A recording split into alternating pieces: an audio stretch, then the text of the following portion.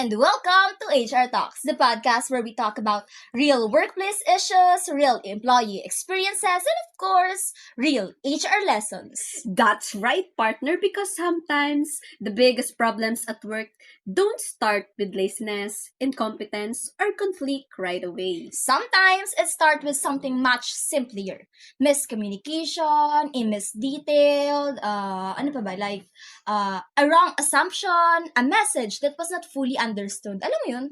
Yes, partner, and once that happens, hay nako. Everything starts to pile up like stress, tension, mistakes, and sometimes even broken workplace relationships. Pero have you ever tried to say something simple but it somehow became complicated? Or even when you are clear, people still understand it differently. You are not alone. This is very common in the workplace and often leads to misunderstandings and stress. So, for today's episode, barriers to effective communication in the workplace and how to overcome them. And to make this more realistic and relatable, we're doing something little different today. Are you ready, partner? Yes. So instead of just discussing the topic in a formal way, we'll be hearing from a caller who's currently struggling with a communication problem at work. And today, we'll be joined by two guests who will help us understand the situation better. Please welcome Miss Jamaica Redoble and Jana Lydell Talaw. Hello everyone! Thank you for having me. Hi everyone, I'm glad to be here. Thank you both for joining us. Hello, Miss Jamaica and Miss Jana. We are happy to have you with us today. Let's get started. So we have a caller with us today and for privacy purposes po, we'll call her Miss Ella. Hello, Miss Ella. Welcome to HR Talks. How are you? Hello po. Actually, I'm a bit nervous po today, but I really wanted to ask for advice because I've been feeling so drained at work lately. That's okay, Miss Ella. Take your time. We're here to listen, okay? Ayan, so actually I've been working in this company for a while now, and at first everything was okay naman. But recently kasi I've been getting called out a lot because my outputs are apparently wrong daw. What do you mean by that exactly? Because sometimes the instructions given to us are really unclear. Like, I receive a message saying, please finish this ASAP ha, but there are no complete details. So parang kulang pala sa context. Yes, exactly. And then when I submit what I understood, they'll say, that's not what we asked for. Oh no, that sounds really challenging. And the worst part is, I'm starting to feel like I'm always the one at fault. Super nakakapagod ha. It really is. And now I'm scared to ask questions because sometimes they sound annoyed when I clarify things. So instead of asking again, I just try to figure it out on my own and then I make mistakes again. So now, it's not just a work issue anymore. Guys, it's affecting your confidence too. Yes po. Honestly, I'm starting to question myself na eh. Like, maybe I'm just not good enough. Miss Ella, I want to say this early on. What you are experiencing is more common than you think. Honestly, from what you have told me, this sounds like a serious communication issue in the workplace. Exactly, partner. And that's why your story is such a good example of today's topic. Okay, so now, Miss Jamaica, let's start with you. After hearing about what Miss Alice dealing with, I think it's really important talaga, no, to talk this over with everyone listening. So, for you, why communication is so important in the workplace? Communication is important because it gives employees clarity. When expectations and instructions are clear, people can do their tasks more efficiently and with fewer mistakes. So, Miss Jamaica, if the communication is weak, even a capable employee can struggle. Exactly. Sometimes the problem is not the employee's ability, it's the lack of clear direction. And communication also affects how employees feel at work. If workers feel unheard, confused, or constantly blamed, they can become discouraged, disengaged, and emotionally drained. And from an HR perspective, that's a major concern. Yes, because communication affects teamwork, productivity, trust, morale, and workplace relationships. So, in short, communication is not just about talking, but it's about making sure people understand each other properly. And if that doesn't happen, doon na nagsisimula ang gulo. Now, Ella, what has this situation been doing to you emotionally and mentally? Honestly po, I feel anxious almost every day now. Even simple tasks make me nervous because I keep thinking, what if I misunderstood this again? Oh no, that's really hard, Miss Ella Nicole. That kind of stress can slowly build up and affect you. Yes, and I've also started avoiding conversations with some of my coworkers because I feel embarrassed. And that just goes to show that bad communication isn't just a work problem, di ba? It also affects well-being. That's true. Poor communication can lead to repeated mistakes, low productivity, workplace conflict, low morale, employee dissatisfaction, and eventually turnover. And from the HR side, if these issues continue, they can damage workplace culture. Yes, I agree. Because when people don't understand each other, frustration starts turning into blame. And once blame becomes normal, nako, delikado na yan. Now, let's identify the specific communication barriers present in Miss Ella's situation. We have here Miss Jana. Hi, Miss Jana.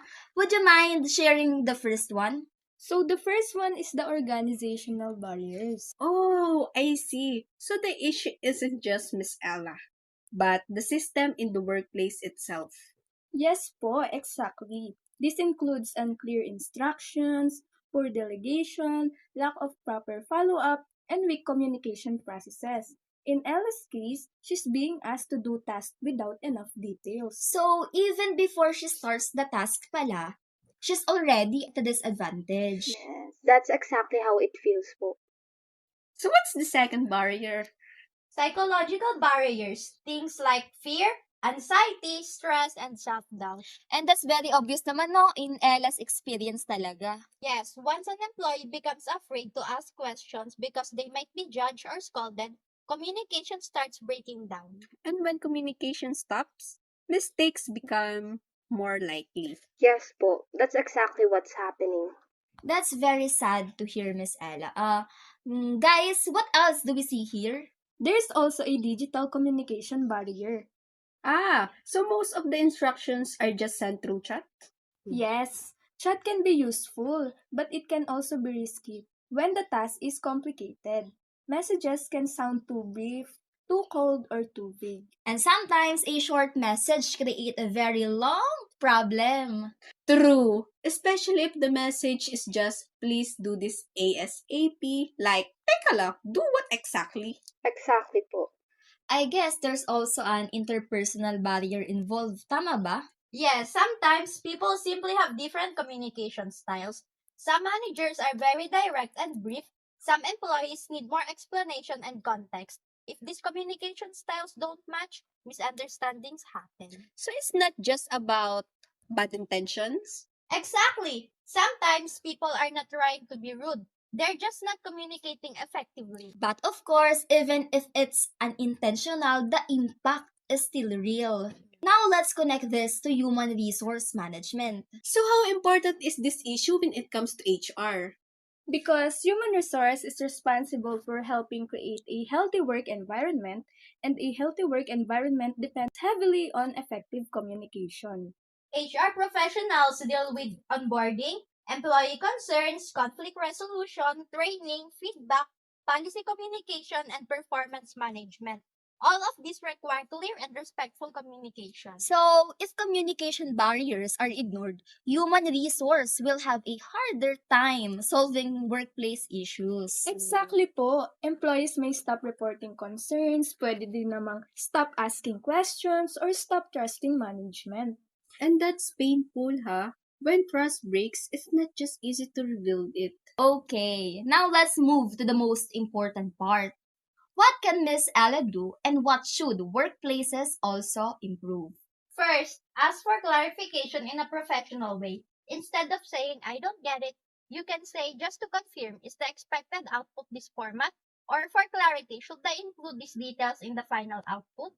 Wow, that sounds much more professional and proactive. And it shows that you care about getting the task right. Yes. Second, always confirm your understanding.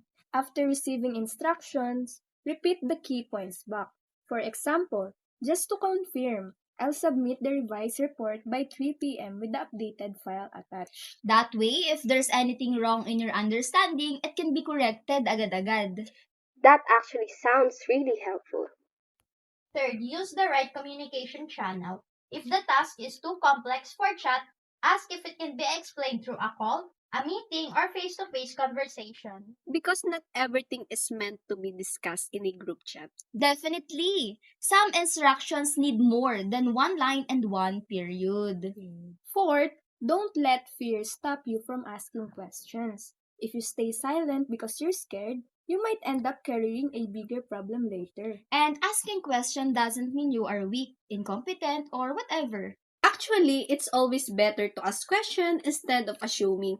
Don't assume. Okay, guys? Did you hear that? Yes! Exactly. Clarification is a professional habit, not a weakness. And of course, not all responsibility should fall on the employee. Absolutely. Management and HR should also do their part by giving clear instructions, setting proper expectations, encouraging open communication, providing communication training, and creating a safe environment for feedback. Because if the system itself is unclear, employees will keep struggling no matter how hard they try. And that's the reality a lot of workplaces need to hear.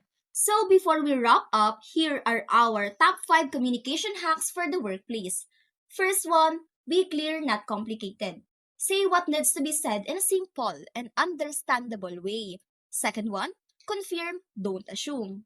Never assume that everyone understood the message the same way. And the third one is use the right platform. Some conversations are better through email, some through chat, and some through actual discussion. And the fourth one, be mindful of your tone. Even a correct message can sound offensive if delivered poorly. And the fifth one, always follow up. A quick follow-up can prevent major misunderstanding later. Miss Ella, before we let you go, I want to leave you with this. Sometimes when we keep getting corrected at work, we start thinking na, maybe I'm the problem. But sometimes the real issue is not your effort or your intelligence. Sometimes the real issue is that the communication around you is not healthy, not clear, and not supportive. And if you're trying your best to understand, ask, clarify, and improve, that already says a lot about your professionalism. Thank you so much po. Honestly, I feel lighter after hearing all of this. Thank you as well, Miss Ella. We're really glad to hear that we've able to help. I hope this helps our listeners just as much as it helped you. Yeah, I think I understand my situation better now and I feel less guilty about it. That's good. Just remember that you deserve clarity too. Thank you. And to everyone listening today, remember this message. Communication in the workplace is not just about speaking clearly. It's also about listening, understanding, clarifying, of course, respecting, and making sure people feel safe enough to speak. Because when communication improves, teamwork improves too. And in human resource, strong communication helps create a more productive, respectful, and healthy workplace. Thank you to our caller, Miss Ella, and our guest for joining us today. And thank you to everyone listening. I am Sarah May Giselle Ebora, And I'm Mary Jane Mendoza Endaya. And this is HR Talks. and remember, sometimes the problem at work is not always incompetence. Sometimes, kulang lang talaga sa usap.